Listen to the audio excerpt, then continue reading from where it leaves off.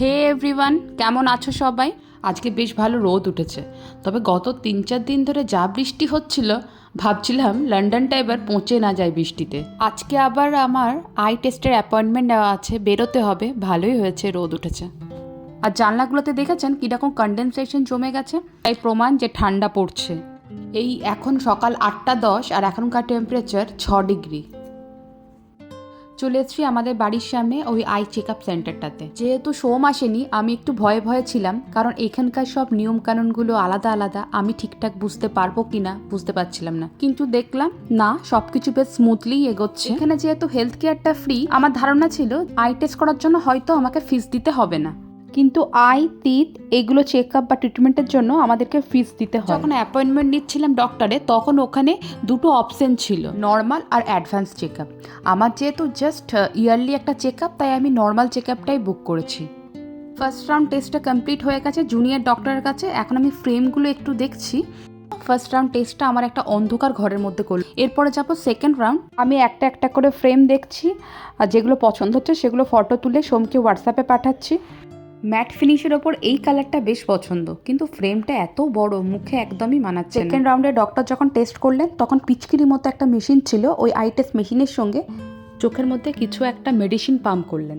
এই জিনিসটা আমার একটু আলাদা রকম লাগলো।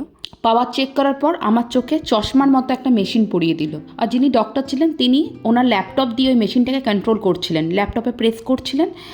এক একটা পাওয়ার আমার চোখের সামনে আসছে, ভালো বুঝতে না পারলে ওই পাওয়ারটাকে সরিয়ে দিচ্ছে, অন্য একটা পাওয়ার দিচ্ছে, সমস্ত ব্যাপারটাই ডিজিটালি। এখন আসলাম আমাদের এখানকারই একটা ইন্ডিয়ান স্টোরে। দু একটা জিনিস একটু দরকার, ফুরিয়ে গেছে, সেগুলো নিয়ে নিই ঝটপট করে। চলুন, হয়ে গেছে নেওয়া। এই দুটো জিনিসই বাকি ছিল, হয়ে গেছে। এবারে জোরে জোরে হাঁটা লাগাবো। একটা পনিরের প্যাকেট আর ছেলের জন্য ওয়ালনাট। এখন সন্ধ্যে 7টার মতো। সোমও চলে এসছে অফিস থেকে, একটু চা বানিয়েছি, তার সঙ্গে আজকে একটু ঝালমুড়ি মাখলাম। এই দেখুন, এরকম মুড়ির প্যাকেট আমরা ইন্ডিয়ান স্টোর থেকে নিয়ে আসি। এই প্যাকেটটাতে 400 গ্রাম আছে, আর দাম নিয়েছে 300 টাকা। এখানে মুড়ির দাম চিকেনের থেকেও বেশি। 1 কিলো সাইজের একটা গোটা মুরগি, মানে হোল চিকেনের দাম নেই আমাদের 500 টাকা, যেখানে 1 কিলো মুড়ির দাম আমাদের পড়ে যায় প্রায় 750 টাকা। আজকে কি খবর আরজি করে? কিছু হলো না, আমি কি করে জানবো? নিউজ দেখো। আমি আগে সারাদিন নিউজ দেখিনি। নিউজ দেখলে কি আছে, সারাদিন ওইগুলোই মাথায় ঘুরছে, খালি এই দেখে যাচ্ছি, ওই দেখে আর ভালো লাগছে। কচু করে মুড়ি খাচ্ছিস? ওই সে কথায় আছে না, দেশি মুরগি পিলেইতি চাল, ওই রকম। এছাড়া আমরা চপটা মিস করছি। চপ থাকলে একটু জমে যেত। হ্যাঁ, চপ শিল্প গড়ে উঠুক এই লন্ডনের বুকে নাকি।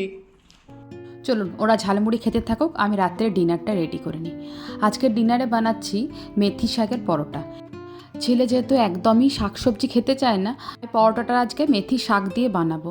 ছেলে খেয়েও নেই, এই পরোটা বেশ ভালোবাসে খেতে, অথচ এই শাকটা যদি ভাত দিয়ে দিই তখন আর খাবে না। চলুন, শাকগুলো বাছা হয়ে গেছে, এবার এসব ছোটো ছোটো করে কেটে নিই। এখানে আমাদের দেশীয় শাকগুলো একটু কমই পাওয়া যায়। শাকের মধ্যে পালং শাক, মেথি শাক আর সর্ষে শাকটা আমরা পাই। এবারে করব সবথেকে বিরক্তের কাজটা। সত্যি, আটা মাখতে আমার একদম ভালো লাগে না। 1 গ্লাস আটা নিলাম, এবারে বড় চামচে 2 চামচ নিয়ে নেব বেসন, 1 চামচ আদা বাটা, একটু নুন, হলুদ, কাশ্মীরি লঙ্কার গুঁড়ো, কালো জিরে একটু, আর এরপর দেব জোয়ান। জোয়ানটাকে দেওয়ার আগে হাতে একটু ভালো করে ডলে নেব। এবারে মেথি শাকটাকে আমি অ্যাড করে দেবো। ঝাল ঝাল করবো বলে 2টো কাঁচা লঙ্কা কুচি কুচি করে কেটে দিলাম। আটা মাখা হয়ে গেলে নর্মাল আমরা যেরকম করে পরোটা বানাই বাড়িতে, ব্যাস সেরকম করে পরোটাটা তৈরি করে নেব। মাখা হয়ে গেছে, এবার একটু তেল অ্যাড করে নেব।